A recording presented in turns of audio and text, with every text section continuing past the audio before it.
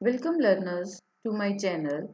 Dear learners, आज इस video lecture में मैं आपको करवाने जा रही हूँ very important topic instruction pipeline. Arithmetic pipeline भी है, लेकिन अर्थमेटिक पाइपलाइन करवाने से पहले मैं आपको इंस्ट्रक्शन पाइपलाइन करवाना चाहती हूँ। अर्थमेटिक पाइपलाइन और इंस्ट्रक्शन पाइपलाइन का आपको डिफरेंस भी आ सकता है। इंस्ट्रक्शन पाइपलाइन का आपको न्यूमेरिक भी आ सकता है, या सिंपल आपसे पूछा जा सकता है कि that what is instruction pipeline, right. So बहुत सारे स्टूडेंट्स जो हैं वो इस टॉपिक को छोड़ देते हैं, लेकिन ये बहुत इम्पॉर्टेंट टॉपिक है, ठीक है। एडवांस जो मैं आपको करवा रही हूँ आर्किटेक्चर, उसका पार्ट है ये इंस्ट्रक्शन पाइपलाइन। तो इंस्ट्रक्शन पाइपलाइन करवाने से पहले मैं आपको एक डायग्राम दिखाना चाहती हूँ। ये डायग्राम आपने बनानी है, जैसे कि यहाँ पे गिवन है that an instruction pipeline demonstrating execution of 5 instruction. क्योंकि हम पैरेललिज्म की बात कर रहे हैं, तो इसमें जो इंस्ट्रक्शंस हैं, ये देखो कितने इंस्ट्रक्शंस हैं, 5 इंस्ट्रक्शंस हैं, ठीक है। तो यहाँ पे पाइपलाइनिंग का कंसेप्ट यूज किया हुआ है। एफ का मतलब है फैच करना इंस्ट्रक्शन को, डी का मतलब है डिकोड करना, और एक्स का मतलब जो है वो क्या है, एग्जीक्यूट करना। डियर लर्नर्स, अगर आप मेरे चैनल पर नए हैं और आप अगर ऐसे टॉपिक्स करना चाहते हैं अपने सिलेबस के, तो आप मेरे चैनल को सब्सक्राइब करना मत भूलना। So what is instruction pipeline, पहले हम इसका मीनिंग देख लेते हैं। In a processor when instructions are executed in various pipeline stages concurrently, means जब साइमल्टेनियसली इंस्ट्रक्शंस को एग्जीक्यूट किया जाता है स्टेजेस में, ठीक है, उसको हम क्या बोलेंगे, इंस्ट्रक्शन पाइपलाइनिंग बोलेंगे। Once again I want to repeat, in a processor, ये आपने लिखनी है लाइन, इन ए प्रोसेसर, ठीक है। In a processor when instructions are executed in various pipeline stages, जो मैंने अभी आपको स्टेजेस दिखाई हैं, फैच करना, ठीक है, उसके बाद इंस्ट्रक्शन को डिकोड करना और एग्जीक्यूट करना, उसको हम क्या बोलेंगे, इंस्ट्रक्शन पाइपलाइन बोलेंगे। So the execution of an instruction is performed in a sequence of stages. For example, in a three-staged pipeline processor, every instruction undergoes 3 stages. कौन कौन सी, fetch है, decode है और execute है। आई होप कि आपको यहाँ तक समझ आ गया होगा कि अगर आपको आता है व्हाट इज इंस्ट्रक्शन पाइपलाइन, तो आपने ये पैराग्राफ जो है वो लिखना है, fetch, decode और execute. So first stage is fetch. In the fetch stage, the instruction is fetched from the instruction memory and stored in instruction register. यहाँ पे स्टूडेंट क्या करते हैं, ये इंस्ट्रक्शन नहीं लिखते, लिखाते हैं मेमोरी, वहाँ पे ये रोंग हो जाता है। तो आपने क्या बताना है कि जो इंस्ट्रक्शन है उसको फेच किया जाता है फ्रॉम इंस्ट्रक्शन मेमोरी, और कहाँ पे स्टोर किया जाता है, आईआर में, ठीक है। Next is decode. In this stage the instruction is decoded for information like operation to be perform, means instruction को डिकोड किया जाता है कि हम उस इंस्ट्रक्शन के ऊपर कौन सा ऑपरेशन परफॉर्म करना चाहते हैं, राइट।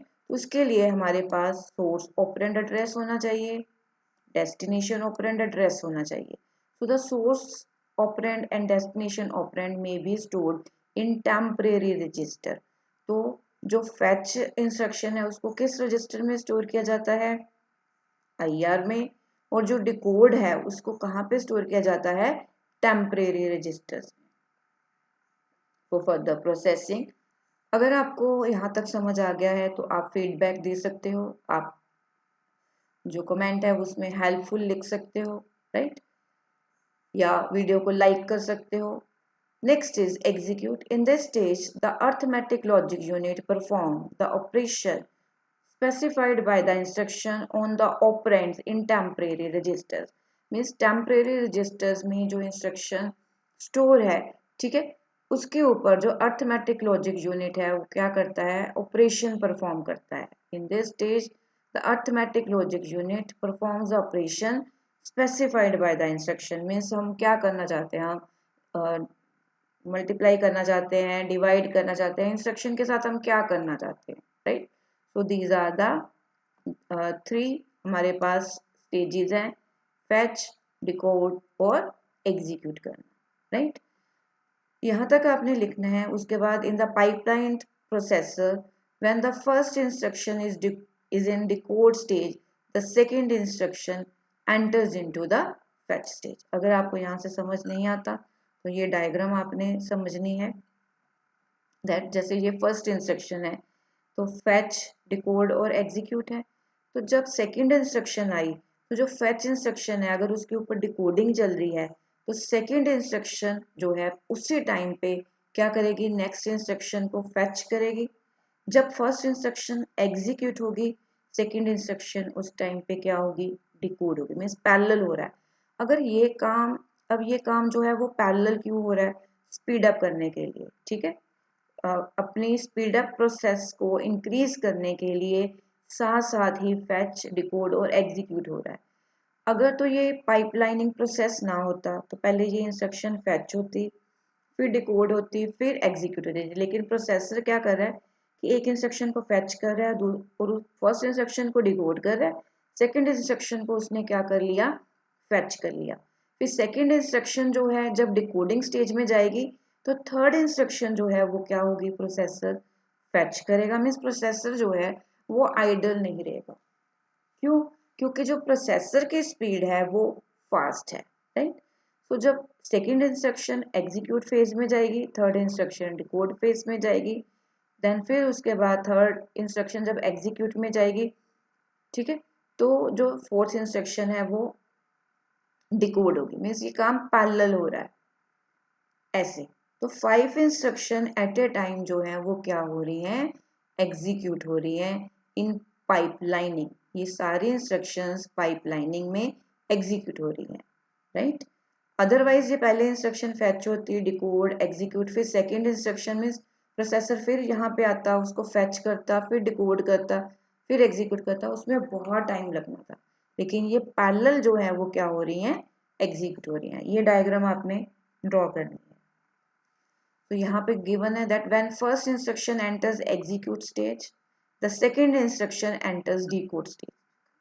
फर्स्ट इंस्ट्रक्शन जब डिकोड स्टेज में जाएगी तो सेकंड इंस्ट्रक्शन किस स्टेज में जाएगी, फैच स्टेज में जाएगी, राइट। तो ये आप देख सकते हो, fetch, fetch, fetch, fetch, fetch, ठीक है। ये डिकोड पे है, इस चीज का आपने ध्यान रखना है कि थर्ड इंस्ट्रक्शन जब उससे प्रीवियस इंस्ट्रक्शन डिकोड फेज में जाएगी तभी वो फैच फेज में जाएगी, right? And the third instruction enters fetch stage. The process continues until all the instructions are out of execution stage. So next is given a formula. ये formula हम apply करेंगे जब मैं आपको न्यूमेरिक करवाऊंगी, या numeric आपके जो पीछे आपकी एक्सरसाइज दी हुई है, बैक एक्सरसाइज, उसमें गिवन है। तो अगर आपको आता है that what is instruction pipeline and how do you calculate the speed up ratio, तो आपने ये वाला फॉर्मूला लगाना है स्पीड अप रेशियो के लिए, S equal to n into K then T, K plus n minus one of T. So the computation of speed up due to pipeline though looks very promising, however the pipeline execution suffers from several problems. कई बार ऐसे भी आ जाता है that what is instruction pipeline and what are the problem faced by instruction pipeline. तो यहाँ से आपने स्टार्ट करना, राइट। जो आपका न्यूमेरिक है वो मैं आपको नेक्स्ट वीडियो में करवाऊंगी।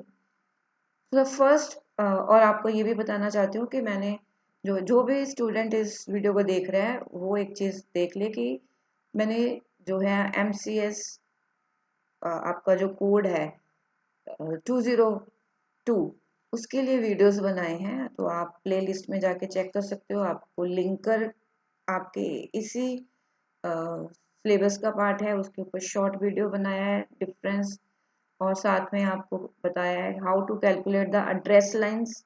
आपने एड्रेस लाइंस का न्यूमेरिक वहाँ से करना है, पेपर में कई बार वो आ जाता है। और मैंने एक वीडियो डाली है that what is the difference between com and exe file, right? So what are the problems?